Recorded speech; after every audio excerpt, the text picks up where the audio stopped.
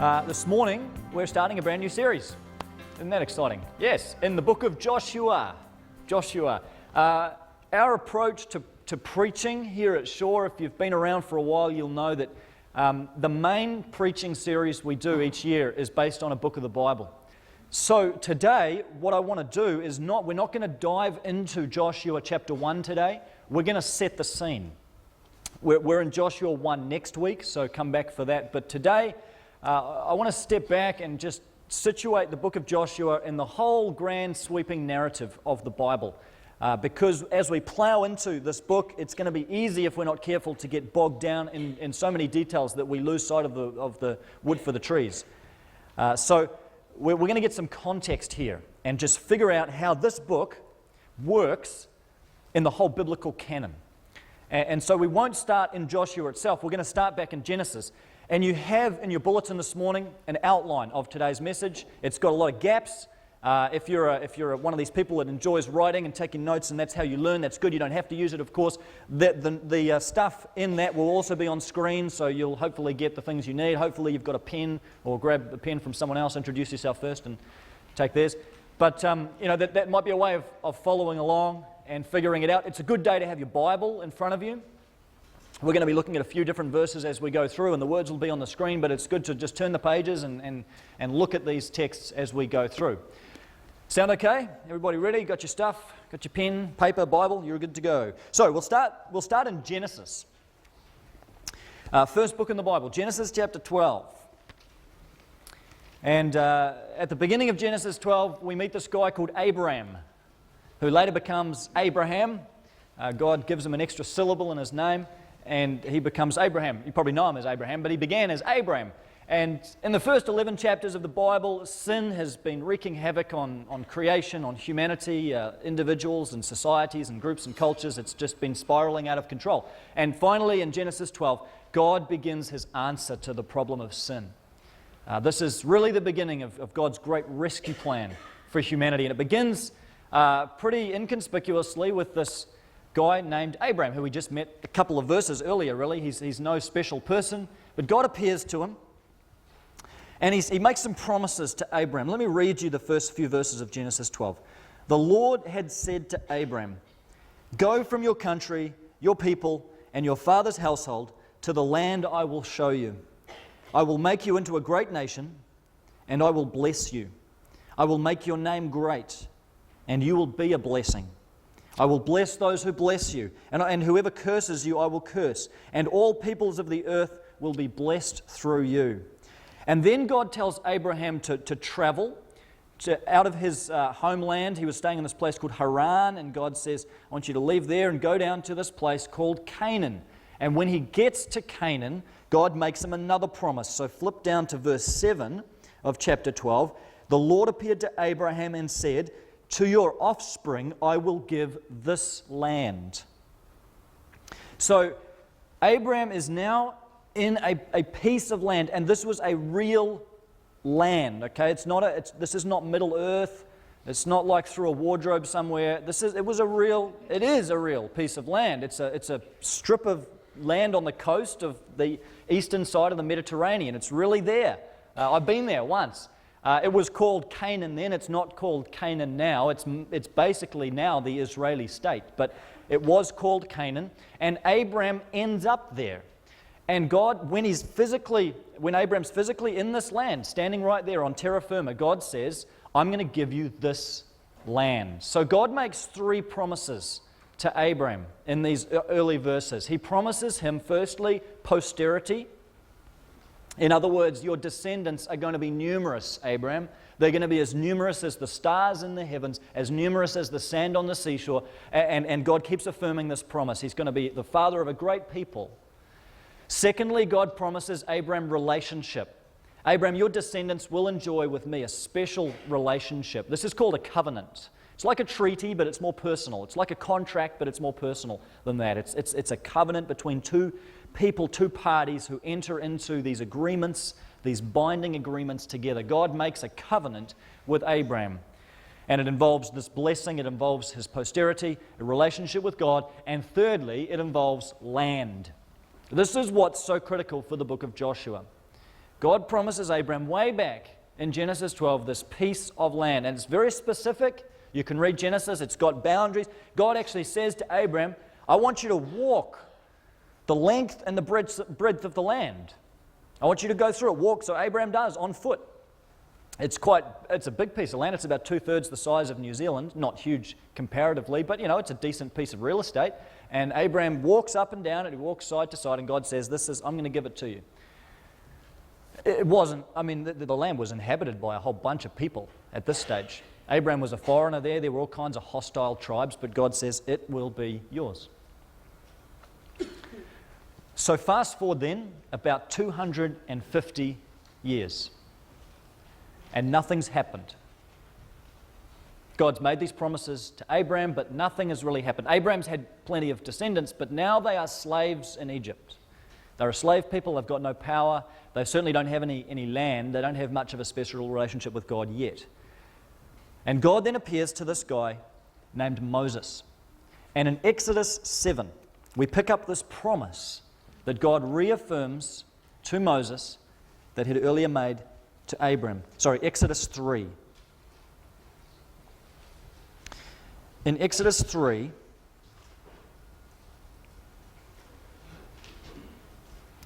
let's pick it up verse 7. The Lord said, I have indeed seen the misery of my people in Egypt. I have heard them crying out because of their slave drivers, and I am concerned about their suffering. So I have come down to rescue them up from the land into a good and spacious land, a land flowing with milk and honey, the home of the Canaanites, the Hittites, the Amorites, the Perizzites, the Hivites, and the Jebusites. That's not great news, because those are all pretty foreign, hostile people groups. Those guys aren't really accommodating to anybody else coming into the land. But God nevertheless says to Moses, the time's come and I'm going to fulfill this promise that he made to Abraham. Moses, you're going to be the one who will lead these people to take possession of this land. So the whole story is of God making good on his word. It's of God keeping his promise and doing exactly what he said he would do. And sure enough, he raises up Moses, and many of you know the story. Moses leads the Israelites out of Egypt, through the Red Sea, through the wilderness. They get the law at Mount Sinai. They spend 40 years taking the non-scenic route through the desert.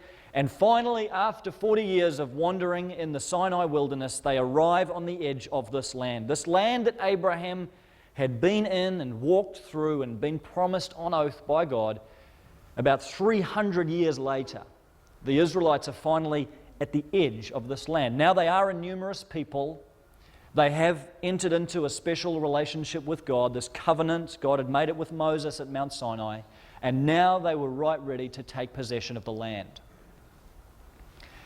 But Moses is not able to go in and lead the Israelites into Canaan. He'd earlier been unfaithful to God. And God says, Moses, you're not going to go in. You're not going to set foot in Canaan. Instead, you'll see it from a distance, but it's going to be someone else that actually leads the Israelites across the Jordan to take possession of the land. So you get to the end of the book of Deuteronomy, 5th book in the Bible, and Moses climbs up on this mountain, Mount Nebo, in this region called Moab, and he looks out across the land of Canaan and he sees this land that God had promised to Abraham, God had promised again to Moses. And after seeing it, Moses passes away. And the book of Deuteronomy then ends with the mantle of leadership being passed from Moses to Moses' successor, this guy named Yeshua or Joshua. And Joshua has been Moses' protege. He's actually the general of the Israeli army. He's the commander of Israel's forces. And you can go back through Exodus and Numbers and Deuteronomy, and Joshua's cropped up several times. He's already led Israel into battle plenty of times. There was that incident, some of you have read the story, where Moses holds up his arms while the Israelites are fighting. And as long as his arms are held up, they win.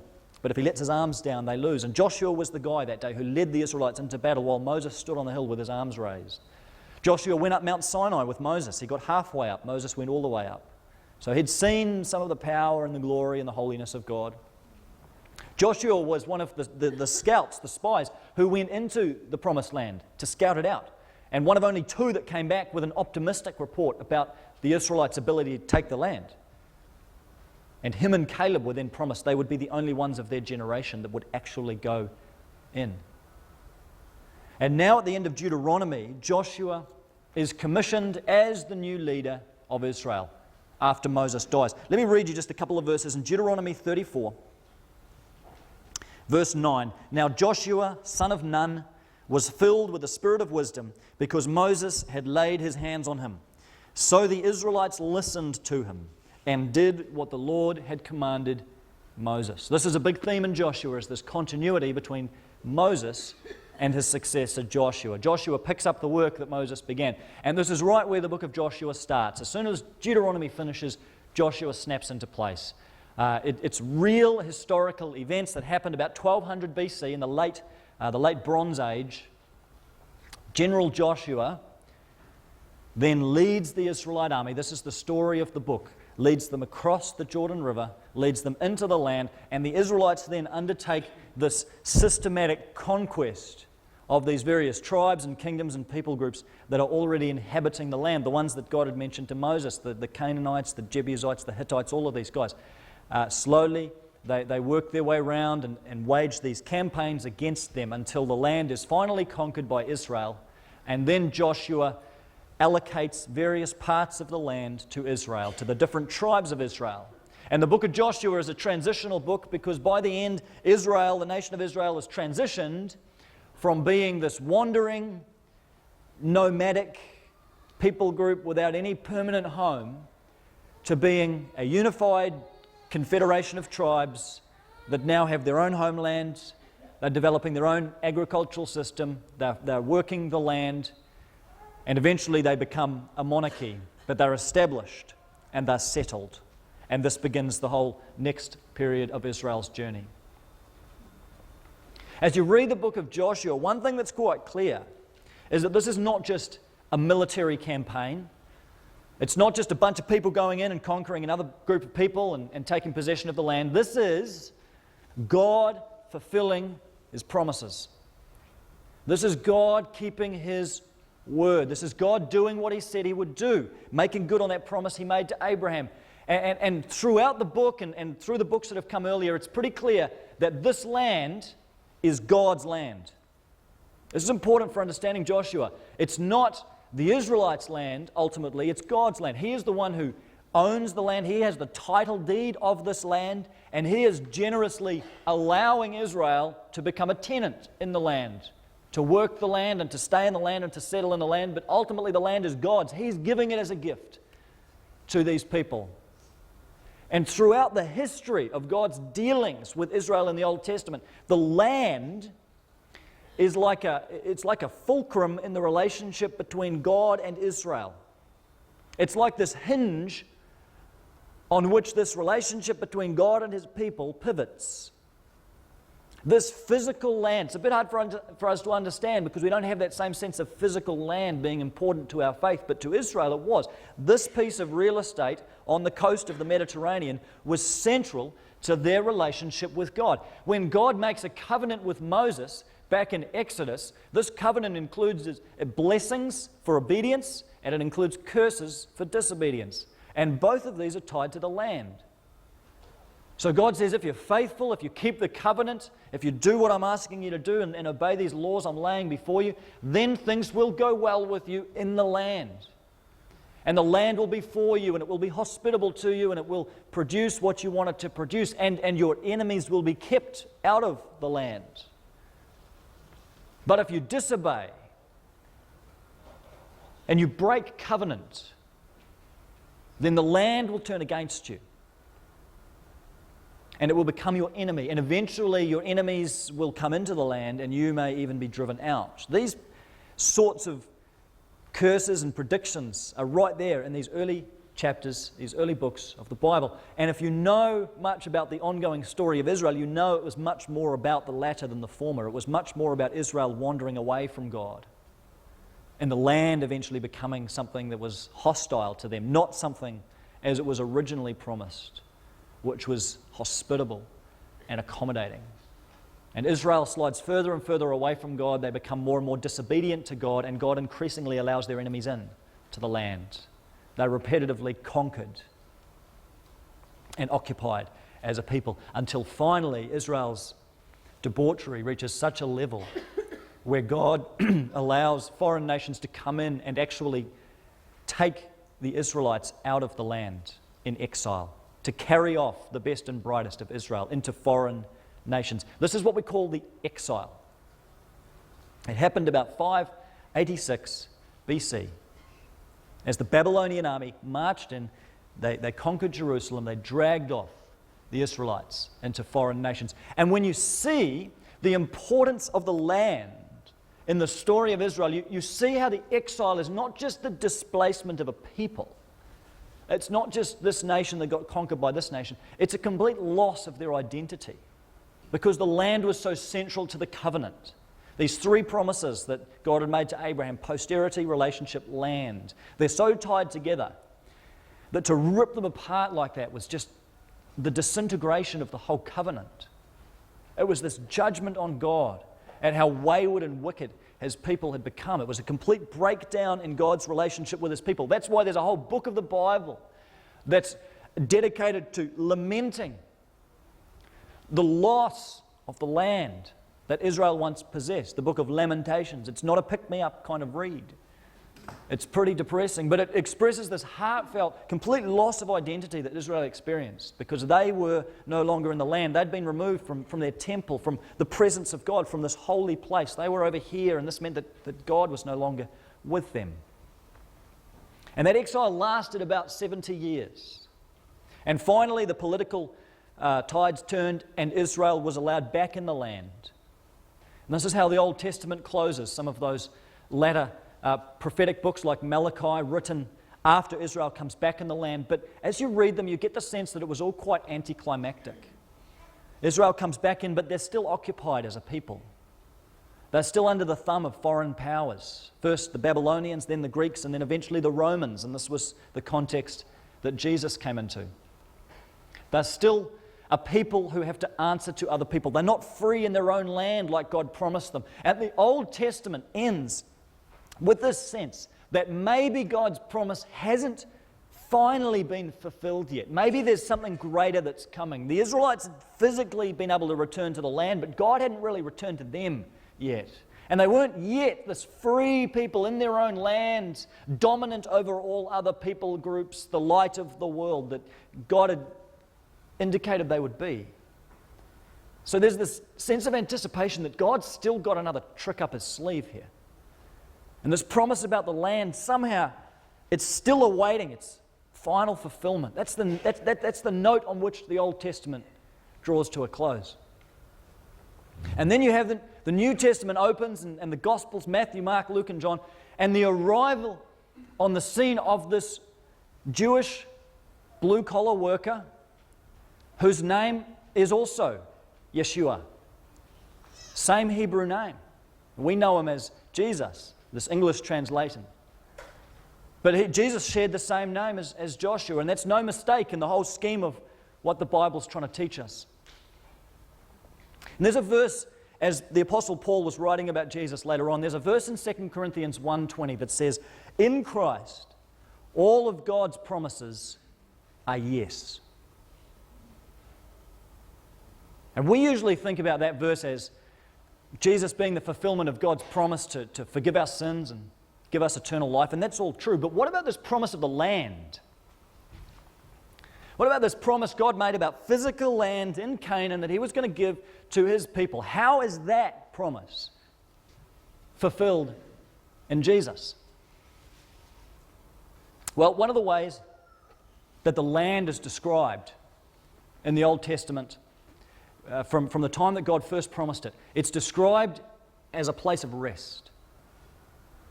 It's described as the rest that the Israelites would finally receive. God says, I'm going to lead you into your rest. And it will be a rest from wandering in the wilderness. It'll be a rest from all the warfare that you'll have to wage in order to get in there. But finally you'll be there, and this will be your rest. That word keeps cropping up. It's your rest. It's rest. It's rest. And then Jesus comes along. And in Matthew 11, he says some profound words. He says, "Come to me, all you who are weary and burdened, and I will give you rest." And we think, well, that's great. Jesus is just promising us forgiveness of sins, but there's something much deeper that's going on here. Jesus is picking up this promise from the Old Testament, this promise that's tied up with the book of Joshua to bring rest to God's people. And he is saying, I am now that rest. And it becomes clearer. You look in the book of Hebrews chapter 3 and 4, and you read, the author describes how Joshua didn't lead God's people into their final resting place, that Joshua wasn't able to fulfill that promise completely, that there still remains a rest, the author says. There still remains this Shabbat, this Sabbath, this rest for the people of God that's yet to be fulfilled. And that rest is then identified with this second Yeshua, this Jesus. He is the one who has come to lead God's people into their final rest, the real rest that God had always intended. And what we discover in the New Testament is that this whole story of Joshua leading the Israelites into the promised land is one big signpost to the second Joshua who would come and finally lead us into the true rest. That rest is not a physical piece of land, but it's the rest that is peace with God. It's the rest from our strivings and our futile attempts to earn favor with God. It's the rest of worrying about our eternity. It's the rest of trying to earn brownie points with God, and rest of knowing that we are accepted and loved and completely secure. It's that rest that comprises complete access to God, God making Himself totally available to us. It's the end of fears and strivings and the rock-solid security of knowing that we are freed and forgiven and liberated. That's the kind of rest that Jesus came to bring. And Hebrews describes it in that term as rest, so that we would see the connection with what has come before, that this whole story of Joshua, it was a real historical event, but it was also like a metaphor. It was also like a typology pointing us to Jesus, who would come and bring true rest for God's people. And all those of us who experience life in Christ, we now experience that rest. And what that means, here's one of the spin-offs of that. And this is probably the most controversial thing I'll say this morning, but there is no longer a particular piece of land, physical land, that is any more holy than any other. Because when you look at the promise and the trajectory that it moves through the Scriptures, it comes to its fulfillment in Jesus. Not in a physical homeland, a physical piece of real estate. Now, I know that raises a lot of questions about the Israeli state and what about all that, and we'll dive into that a little bit more as we go through. But for now, I just want you to see in the big picture that Jesus takes to Himself all these promises about the land. And theologically speaking, Jesus is our land. I know that sounds a bit weird, but Jesus is our land. He is our rest. He is our inheritance. He fulfills those promises, not in a physical sense, but in the fullest spiritual sense of bringing us into our true rest with God. So there is now on earth no particular holy land. There was. God certainly set Canaan apart and this area of Israel apart for His purposes, but now all that has been superseded by the person of Jesus. Does that mean we can't support the creation of an Israeli state? Absolutely. It doesn't mean that at all. We can support that, but not as the fulfillment of biblical prophecy, not as the fulfillment of where these promises lead. So that doesn't mean it's wrong for there to be an Israeli state. It simply means that's not what Jesus was talking about when He identified Himself as the fulfillment of all these promises. And so Jesus comes and He brings us final rest, and He fulfills that promise that God made really way back to Abraham about giving the land. That land ultimately turns out to be Jesus. And there's one final movement in this whole story that I want you to see. That Jesus said when He first began His preaching, and He preached this thing called the Sermon on the Mount. And in there's a bunch of, he talks about blessed are those who are poor, blessed are those who are hungry for righteousness, all of these things. And he says one particular thing in there that you can almost just gloss over thinking it's insignificant, but it carries so much weight in the context of these promises. He says in Matthew 5, verse 5, blessed are the meek, for they will inherit the earth. It's interesting because it uses the same language that the Old Testament has used about inheritance. But now, you notice Jesus isn't saying, blessed are the meek because they'll inherit a particular piece of land. He says, blessed are the meek because they will inherit the whole earth. And I would argue that this promise that God originally made to Abraham, that was partially fulfilled with Joshua and the land, it doesn't end with Jesus. But it actually points even further forward to a day which is yet to come, to the final new creation, when Jesus will lead us into our final rest. I think that's the final fulfillment of these promises. And on that day, the land will be the whole earth. Not one particular part of it, but this promised holy land will then comprise the entire earth. If you think that's drawing a long bow, consider some other scriptures. Psalm 24, Carl read that out before. The earth is the Lord's and everything in it. So God has organized this one piece of land to be special in part of His providence, but ultimately He is the owner of the whole earth. The whole thing is His. And in Romans 8, Paul talks about creation, even the physical creation, groaning for its own liberation from bondage to decay. Creation is longing, in some sense, to be freed, to be liberated. It's longing for that day when it is released. And I think the scriptures point us forward toward that day when Jesus will return, and He'll come back as the one who will finally lead us across the Jordan, so to speak. And He'll finally wage war against all of the enemies of God who have already been defeated on the cross, but Jesus will return a second time to defeat Satan, vanquish sin and evil, defeat the enemies of God, undertake this conquest on our behalf, and will then lead us into our final resting place, this new earth. The new heavens and the new earth as the Bible describes it. And then the whole earth is God's holy land, and you and I, as the new Israelites, in a sense, will be led into that land, and it's there that we will experience our true and final rest. So you see, we have rest in the present. In a sense, that Christ is our inheritance now. He is our land. We find rest in Him, rest of peace with God, forgiveness of sins, new life in His kingdom. But we're also waiting for the final fulfillment of that promise when we really experience that true rest.